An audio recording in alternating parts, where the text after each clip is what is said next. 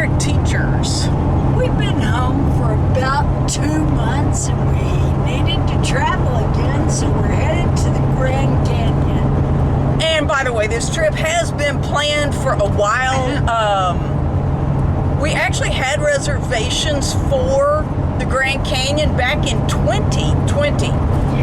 And those were canceled because of COVID, and we've just been going a lot of different places between since then, and finally decided it is time to head to the South Rim. And so we have reservations in Mather Campground and in Desert View Campground, and we are looking forward to bringing those to you. But our style of travel is we like getting a lot of miles out of the way. When you grow up in Texas, it just takes you forever to get, if you're in Central Texas, basically, it takes you forever to get out of Texas. So this is a brutal day. This is day one, but we're fresher today than we will be the rest of the trip. And this one's gonna be more than 500 miles today. And tomorrow's gonna be pretty close to that. But then we're basically there, and we're going to have a couple of days outside of the park to rest before we start exploring the park. And I wanted to say, this will be our first time to camp inside the South Rim. We've been there before, but we haven't camped there. And I wanted to say, this is our first time to carry freeze-dried food, and if you see the bag bouncing in the back, that is our freeze-dried food. Folks, I'll put a little clip here showing you what all we're carrying and why it's just hanging. Okay, here is a bag containing the freeze-dried food we're going to be carrying to the Grand Canyon with us. Got this at Harbor Freight for like $1. And you can see, here's a yardstick just to give you some idea how massive this bag is. And here's the thing, I'm going to show you all of the freeze-dried food. And then I want you to guess in the comments how much this bag weighs. Now, I have put a black trash bag to line this just to keep light away. And then I have our freeze-dried foods divided into, we have turkey bacon, brisket, and 2 meals of ham. Fruits, we've got some blueberries, 2 bags of strawberries, 1 of peaches and apples. Complete meals, 2 of stir fry. This is a chicken pot pie filling. This is bell peppers and cabbage rolls. Okay, the table's getting kind of full here, but I'll try and get through this. We've got some snap peas and 2 bags of okra that we'll have raw. This is a can of peas, some sweet potatoes, zucchini. This is 2 cans of green beans and a can of kidney beans, just trying to see how canned vegetables work. Some more sweet potatoes, a can of corn, and some yellow squash. And then finally what I'm calling miscellaneous. This is freeze-dried lemon, and it's lemon pulp and zest. We'll put that in some little diffusers in our tea. Have some coffee creamer, and just divided these into a little bit smaller sections to try and get those to work. And then we'll see how this works. This is banana nut smoothies that we're going to see about reconstituting as we're gone. So that gives you an idea of how much food we have to carry with us that's freeze-dried. Okay, so have you told us your guess for how much all of that food weighs? I mean, that is just crazy. Okay, I was shocked. That bag weighs 6.2 pounds. Getting closer to our destination. We are under 100 miles. We are at 76 miles left until we get to our stop for the night. But the way that we can do this is we're old, we have to stop a few times. But we purposely did not fill up our fresh water tank at home, because we knew we would be going through Muleshoe, Texas, in far west Texas. It's like 30 miles from New Mexico. And that would be just over the halfway mark, and we decided, let's stop there to fill up our freshwater tank, which will force us to get out of the van, get the pets out of the van. We can actually just walk around, loosen up the joints, and so, that way we got a second wind. And if you're gonna try and make these 530, 50-mile days, whatever they are, you need to do that. yeah, you really do. And it helped tremendously. And so, we will let you know when we get to our abode for the night. Well, we survived. And we're in Edgewood, New Mexico, just outside of Albuquerque. Yeah, it's about 30 minutes east of Albuquerque. It has been a grueling day, but hey, we gained an hour, which is another reason why we went on and opted for the longer day. We are so thankful that the long half, the longer day of driving is behind us. Tomorrow will be under 400 miles, so that's much better. And so,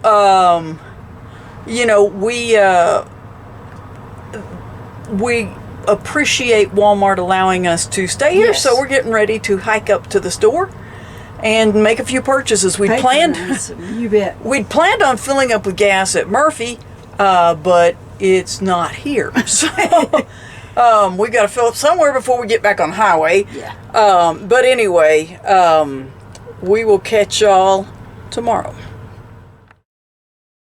Okay, our next travel day was actually rather uneventful other than entering Arizona. What you're seeing there is Highway 64 heading into the National Park. This is Forest Road 688, which is 5 miles south of the park. And we've stopped here for a few days just to rest. And you can see we have an amazing site that is free.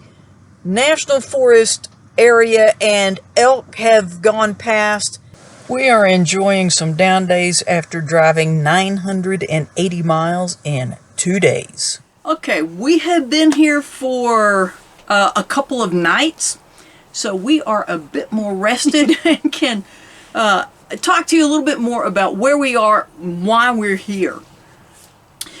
Many of you are probably saying, if you're 5 miles south of the Grand Canyon and you have a gorgeous dispersed site, which we do, then this are you going into camp? This is probably where you're going to stay. And the answer is, if we come again, yes, this is where we will stay. But this is our third time to the Grand Canyon. And the first time, it was just a quick drive-through. Literally, we were with our parents. I don't remember a lot about that trip.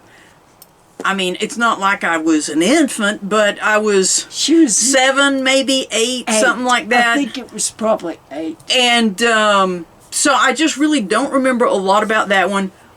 We came in 13. Yeah, in 13, and that was before we got an RV. And this is why we're staying inside the park. When we came in 13, we learned a lot. Well, we still lived in the Metroplex. Mylena lived in Burleson. I lived in Mansfield, which was closer to DFW. And so she would come leave her car at my house, where I had to have a house sitter or board the dogs, and it was about the same, and they preferred being at home. So I had to pay for a house sitter.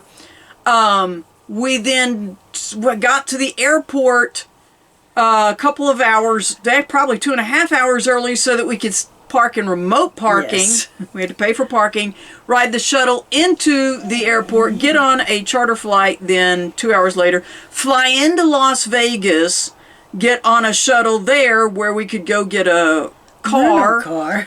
And then as soon as we got the rental car, we went to a grocery store so we could get styrofoam ice chest, bag of ice, soft drinks and snacks so that hopefully we could avoid buying lunches for the days that we were going to be traveling. Then we headed down to what is right there at Hoover Dam. There's we stayed at a hotel casino because they're cheaper, and their breakfasts, their meals are cheaper. Yes. The hotel's cheaper, the meals are cheaper. But we went to Hoover Dam and we took a tour through the dam that evening. We've had kind of a long day at this point. Go back, spend the night. The next morning we have to get up early because we took a tour down at the base of the dam. That was fascinating. Along Lake Mead. And, it's actually on the downside of the dam, so we're looking up at it. It was fascinating. Folks, this is another reason why we YouTube. Those pictures are somewhere. We don't know. But then we checked out of our hotel and drove from there down all the way around and up to the Grand Canyon and tried to find our room, best I remember, and then went to El Tovar because our mother had won a trip once, and she got to stay. She and her sister. Yeah, through her work. If you met quotas, they would give you trips, and that was the bonus part of the trip to Las Vegas, was getting to stay at El Tovar. So went to El Tovar. Then we went back and paid an exorbitant amount to eat a salad out of a plastic container at a deli kind of a place. And I remember as I literally had a camera in my hand and I was running toward the rim so that I could get sunset pictures, thinking, this is not the way to see the Grand Canyon. And where we were staying was we don't know how to pronounce it. It is an older Yapapipu or whatever. We'll show it to you on the map of the Grand Canyon. But from there, we kept seeing signs for campground, and we would see all these RVs, and I'm thinking, wow, if we could stay there, we could actually stay in the park, spend some time here, not have to pay. The next in 2013. The two of us to have breakfast was like $30. I mean, it was ridiculous. And I'm sure it was more than $100 to stay. Oh yeah, in 13 it was Sharon like $150. It was like a tourist court. And we'll show you a picture of that because we drove by it. Yeah. It was not air conditioned. We went in the summer. Yeah. At 11 o'clock at night, it was still hot. Yeah, the cinder block wall on the back absorbed heat all during the day. Yes. And the floor was not exactly level, and then you wake up cold because the temperatures have really dropped. But anyway, the point being, then the next morning we get up, we check out of our room, we drive a little bit on the rim, look at whatever we can so that we can drive back around to... We had breakfast. You were going to talk about it was ridiculous. I mean, it was so expensive.